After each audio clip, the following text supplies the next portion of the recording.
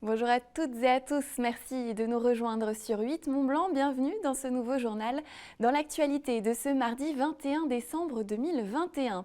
Se faire dépister à l'aéroport, c'est désormais possible à Chambéry. L'établissement a inauguré ce mardi son centre de test ouvert aux voyageurs, mais aussi au grand public. Reportage à suivre.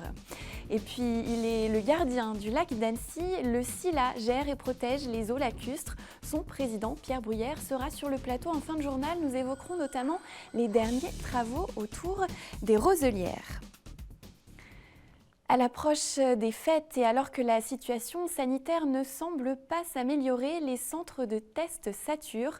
L'aéroport de Chambéry espère pouvoir répondre à la demande. Ce mardi matin, il a ouvert son propre centre destiné aux passagers, mais pas seulement. La structure propose des tests PCR et des tests antigéniques également au grand public. Sébastien Germain était sur place, reportage. Comme chaque jour de chasse et croisée à cette période de l'année, il y avait foule ce mardi à l'aéroport de Chambéry. Si tous les voyageurs présents dans l'aérogare, des ressortissants britanniques pour la très grande majorité, sont en capacité de prendre un avion d'un point de vue sanitaire, les retardataires ou les étourdis peuvent néanmoins se faire tester sur place grâce à ce centre de test Covid inauguré ce mardi matin. C'est vraiment un choix de la part de l'aéroport. Aujourd'hui, dans plusieurs aéroports du groupe Vinci Airport, des centres de test ont été ouverts. Ce centre de test, c'est une mesure complémentaire à toutes les mesures qu'on a déjà mises en place depuis mars 2020, justement pour la protection de nos passagers, la protection sanitaire de nos passagers. Principal attrait de ce centre de dépistage, il n'est pas ouvert uniquement aux passagers. Les riverains et les locaux peuvent également se faire tester avec ou sans rendez-vous. Et à l'heure où certains centres frôlent la saturation, cette initiative tombe à pic. J'habite Bassin. En recherchant donc un test d'urgence, j'ai trouvé sur l'aéroport de Vauglan la meilleure date et le plus facile d'accès pour moi. C'est top. Parce que là, il y a de place nulle part en fait. Si j'étais pas ici, j'avais pas de place avant la semaine prochaine. Et si ça peut profiter à tout le monde, j'ai cru comprendre qu'il y avait pas mal de créneaux disponibles. Donc voilà, puis bien, ça a l'air d'être bien organisé aussi, donc c'est bien. Fruit de la collaboration entre le groupe Vinci Airports et le laboratoire Eurofins, ce lieu stratégique n'est évidemment pas situé ici par hasard. L'objectif d'Eurofins, c'est de s'associer à une grande partie des aéroports régionaux français notamment. D'abord, on est en période de vacances, donc avec des passagers qui ont besoin de rentrer chez eux ou de revenir. Particulièrement, l'accès aux aéroports est simple, avec des places de parking, ce qui permet à toutes les personnes qui souhaitent venir se faire tester d'accéder rapidement au centre de test. Ce centre a une capacité de 200 tests par jour, qu'ils soient PCR ou antigéniques. Il sera ouvert les mardis 28 décembre et 4 janvier et ensuite tous les week-ends à partir du mois de janvier. Et vous venez de le voir dans ce sujet, l'aéroport de Chambéry était bondé ce mardi. Alors que les vols commerciaux entre Chambéry et le Royaume-Uni sont annulés au moins jusqu'à la fin de l'année, les compagnies aériennes ont organisé ce mardi donc le rapatriement de vacanciers venus skier dans les Alpes. Malgré ce coup dur, l'aéroport savoyard tente de garder le cap en misant notamment sur l'aviation d'affaires. Je vous propose d'écouter Mylène Lély, la directrice de l'aéroport de Chambéry, qui répondait aux questions de Sébastien Germain. On est heureux déjà de cette agitation. Énormément de monde, oui, on a prévu 1200 passagers au départ aujourd'hui sur l'aéroport. Ces passagers étaient arrivés la semaine dernière, donc finalement ils rentrent chez eux. Les compagnies aériennes ont maintenu leur vol pour pouvoir effectivement faire en sorte que les passagers puissent retourner de façon normale. Finalement, ils auraient dû rentrer aujourd'hui et de façon normale, ils peuvent tout à fait, après un séjour d'une semaine en Savoie, rentrer chez eux. Le début de saison hivernale, forcément, il est un petit peu complexe compte tenu de l'évolution des mesures sanitaires. Mais nous savons toujours nous adapter. On s'est adapté depuis le début de la crise, on s'est redimensionné nos ressources en fonction de l'évolution de l'activité. Aujourd'hui, on a toujours une activité aviation d'affaires qui est très soutenue à l'aéroport. Donc l'aéroport reste ouvert et on continue finalement à opérer un certain nombre de vols sur l'aéroport de Chambéry. Les vacanciers sont-ils alors au rendez-vous dans les stations? La semaine de Noël débute en tout cas assez bien en Haute-Savoie. Si la clientèle internationale, on le disait, est quasiment absente, les Français sont présents et il y aura comme à l'accoutumée plus de monde encore pour la semaine du Nouvel An. Emmanuel Jaude était à Pras-sur-Arly ce mardi matin, reportage. Ces jours d'affluence en bas des pistes de Pras-sur-Arly. Il faut dire qu'en cette veille de Noël, toutes les conditions semblent réunies pour débuter la saison sur de bonnes bases, ce qui donne le sourire à de nombreux commerçants. Il y a du monde qui est arrivé, ça c'est vraiment super pour nous. On a de la neige, on a du soleil, les vacanciers qui arrivent, donc ça nous augure quand même une bonne saison d'hiver. On a déjà eu du monde depuis samedi matin, les clients sont au rendez-vous. On espère simplement que ça va continuer comme ça. Avec un remplissage actuel dépassant les 60%, le village de Pras-sur-Arly compte bien tirer parti de ce début d'hiver. Même si pour beaucoup, il ne s'agit là que d'une phase préparatoire avant le vrai gros arrivage de vacanciers d'ores et déjà prévu pour ce week-end. Alors c'est vrai qu'on a encore de la place, hein, mais le remplissage va être très très bon là à partir de samedi, puisqu'on a 100% de remplissage samedi-dimanche. Là, on a 2 gros jours d'arrivée importants. On a l'avantage d'avoir le soleil, le beau temps. J'ai fait un petit tour dans les commerces et ils sont tous très contents. Donc ça, c'est bien. Quand on démarre une saison avec du soleil et de la neige, et en abondance, puisqu'on en a eu de belles chutes, ça ne peut que bien démarrer. Reste toutefois la situation sanitaire qui vient ternir ce tableau. Le spectre de l'année dernière hante en effet encore de nombreux professionnels qui savent bien que la réussite de cette saison va dépendre de bien plus que du soleil et de la neige. Il y a ce part du risque du virus là, qui arrive à grande allure et qui nous inquiète un petit peu, surtout par rapport aux étrangers, les frontières qui sont fermées, les Anglais, les Hollandais. C'est vrai qu'on a un petit peu de clientèle étrangère, heureusement c'est beaucoup français, c'est ce qui va je pense nous sauver un petit peu notre hiver, j'espère. Voilà. Après, on verra quelle sauce on va être mangé au mois de janvier. En tout cas, l'or blanc, lui, ne devrait pas manquer cet hiver. Une nouvelle perturbation devrait en effet arriver pour les fêtes, assurant au minimum une neige de qualité pour les prochaines semaines. Et dans ce contexte, les professionnels de l'événementiel croisent les doigts. La Grande Odyssée Savoie-Mont-Blanc a présenté son programme lors d'une conférence de presse vidéo. 64 mushers et leurs 600 chiens athlètes de haut niveau prendront le départ des 5 courses proposées cette année. La journée d'ouverture de cette 18e édition se déroulera à Samoin le samedi 8 janvier. La première étape se déroulera à Morillon le dimanche 9 janvier. La course traversera ensuite Pradly-Saumont le 10, Léger le 11 et Megève le 12 janvier. La course se poursuivra ensuite pendant 3 jours en Tarentaise avec une manche à Valmorel, une autre à Peuzet-Valandry et enfin à Pralognan-la-Vanoise. Elle se terminera en Haute-Maurienne-Vanoise, terre historique d'accueil de la course avec 3 étapes sur 4 jours, Bessan, Bonneval-sur-Arc, Ossois et le mythique bivouac à Valseny sur 2 jours, les 18 et 19 janvier avec bien sûr une cérémonie de clôture. Et nous passons de la montagne au lac avec mon invité du soir qui est le président du syndicat mixte du lac d'Annecy. Bonsoir Pierre Bruyère. Bonsoir. Merci d'être avec nous. Alors le syndicat intercommunal du lac d'Annecy a été créé en 1957 par 8 communes à l'époque pour sauvegarder le lac d'Annecy menacé par la pollution. Aujourd'hui, comment se porte ce lac ? Je dirais qu'aujourd'hui, il se porte très bien puisque depuis 1966, nous avons un suivi avec l'INRAE qui regarde bien sûr la transparence de l'eau, le zooplancton et également toute la santé du lac. Et donc nous avons un suivi depuis 1966 qui nous confirme que le lac est en bonne santé. Aujourd'hui, quelles sont les principales missions du SILA ? Alors, les principales missions du SILA, elles vont changer au 1er janvier 2022 puisque nous allons prendre le grand cycle de l'eau comme compétence obligatoire.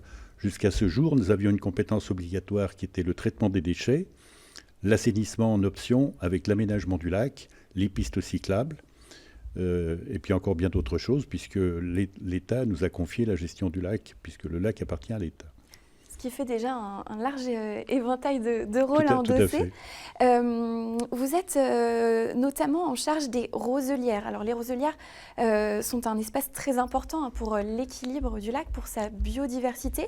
Et vous avez entamé, le SILA mène en tout cas des travaux depuis 10 ans pour les protéger. Tout à fait. Donc c'est en 2007 que nous avions avec le professeur Black identifié que bien sûr nos roselières étaient en récession, puisqu'au 19e siècle nous avions 110 hectares et qu'aujourd'hui, il en reste 13. Donc l'importance des roselières, je rappelle simplement qu'un mètre carré de roselière représente 10 mètres carrés d'eau en termes d'épuration. Donc c'est dire l'intérêt des roselières. Le deuxième intérêt, bien sûr, c'est pour la faune. Et je dirais le troisième pour le paysage. Elle purge en fait le lac et elle protège aussi ses habitants. Elle protège ses habitants, donc c'est pour ça que nous avons lancé un projet très ambitieux de restauration des roselières en 2 phases, avec une première phase d'1 million d'euros, où nous avons pour protéger les roseaux, puisque nous avons une cote qui est toujours la même pour le lac, et donc ce qui fragilise quelque part les roseaux, donc par les vagues et les embâcles. Cote 80. C'est 80, c'est la note 80 que vous avez sur le Q. Hein. Donc ça fragilise les roseaux et c'est pour ça que nous avons replanté les roseaux avec notamment le concours de l'ISETA qui est à Poisy où les bacs Gémeaux ont fait des tontines, c'est-à-dire des sacs de jute dans lesquels on met des roseaux, des cyrpes en jauge et ensuite nous les replantons derrière une protection qui a été faite par des pieux jointifs justement pour arrêter les vagues et arrêter les embâcles. Donc cette première phase qui date de 2011, nous avons un retour très intéressant. C'est pour ça que nous avons lancé la deuxième phase avec le contrat de bassin, donc qui représente 1,2 million, avec un concours à des subventions extrêmement intéressantes, à la fois de l'agence de l'eau à 40% et 40% par le département. Et comme j'ai l'habitude de le dire, est-ce que nos roselières ne valent pas un giratoire et valent bien 2,2 millions d'euros? Donc en tous les cas, c'est ce qu'on partage avec l'ensemble de mes collègues. Vous l'avez dit, elles ont perdu beaucoup de surface. 90% de ces roselières ont disparu au XXe siècle. Est-ce que l'objectif, c'est de retrouver ce niveau? On ne retrouvera pas ce niveau, mais simplement au moins qu'elles ne dégénèrent pas et qu'on puisse reconquérir encore quelques secteurs qui méritent d'être j'allais dire, protégés, notamment les avolions, où on va faire les avolions à Sevrier. Vous avez le marais de l'Enfer et la réserve du bout du lac. Voilà les 3 secteurs que nous allons régénérer dans cette deuxième phase. Et vous avez évoqué notamment le marnage. Alors on parle du niveau du lac, donc vous expliquiez que le fait que le niveau soit toujours au même endroit pour ces roselières, c'est pas très bon, puisque ça veut dire que les roseaux sont toujours battus en quelque sorte au même niveau. Ça, vous essayez aussi de casser ce phénomène. Oui, tout à fait. Donc le marnage a fait l'objet d'une large concertation avec l'ensemble des partenaires économiques et sociaux pour que celui qui avait une activité ne soit pas mis en danger, entre guillemets, par rapport à ce marnage. Donc l'idée, c'est de faire fluctuer le niveau du lac, avec comme objectif de garder, la cote 90, puisqu'on parlait de la cote 80, la cote 90, notamment au mois de juin, début juillet, pour que quand on a un été particulièrement chaud, comme en 2018, eh bien, on puisse garder une certaine quantité en prévision du réchauffement climatique et en particulier de la sécheresse qu'on peut avoir certains étés. La sécheresse, c'est un vrai 2018. défi, j'imagine aussi pour vous, qui gérez ces eaux du lac. Ben oui, tout à fait. Ce qu'il faut savoir, c'est que ce n'est pas le lac en lui-même, mis à part l'esthétique, mis à part l'esthétique, c'est surtout nos rivières, avec toute la piscine, enfin, avec les poissons, avec la biodiversité, etc., qui ont souffert terriblement. Le lac, il avait un marnage naturel qui ne mettait pas du tout en danger le lac. Hein, voilà. Quels sont les autres défis qui attendent aujourd'hui le SILA? Alors, le prochain défi, c'est la GEMAPI, c'est la gestion des milieux uniques et des milieux humides et des inondations. Mais le SILA a aussi, dernièrement, et on est assez fiers de notre réalisation, qui est la méthanisation des boues de station. Et avec ça, donc, nous produisons du méthane qui est injecté dans le réseau et qui permet à 1500 foyers d'avoir l'énergie à partir de ce gaz qu'on réinjecte. Vous êtes à la tête du SILA, président du SILA, en tout cas depuis 13 ans. Est-ce qu'il vous reste encore des idées, des envies pour faire évoluer aussi la structure? Bien sûr, on a toujours des idées, mais notre objectif aujourd'hui, c'est vraiment la gestion des milieux naturels et des milieux aquatiques par rapport au réchauffement climatique. C'est vraiment notre défi et c'est sur ce défi que nous allons engager toute notre énergie à l'avenir. Merci beaucoup, Pierre Bruyère, d'être venu nous voir et puis on vous souhaite une belle fin d'année. Merci, moi de même, et puis merci d'avoir mis le SILA en évidence dans cette restauration des roselières. Et on essaiera de venir suivre un petit peu le chantier qui va se poursuivre encore. Oui, tout à fait. Il a commencé le 4 octobre et il se terminera fin mars. Merci beaucoup et à bientôt. Merci à vous. Un petit mot de ski avant de refermer ce journal. Mikaela Shiffrin a nettement dominé le géant de Courchevel ce mardi en Coupe du Monde. L'Américaine a ainsi repris la tête du classement général.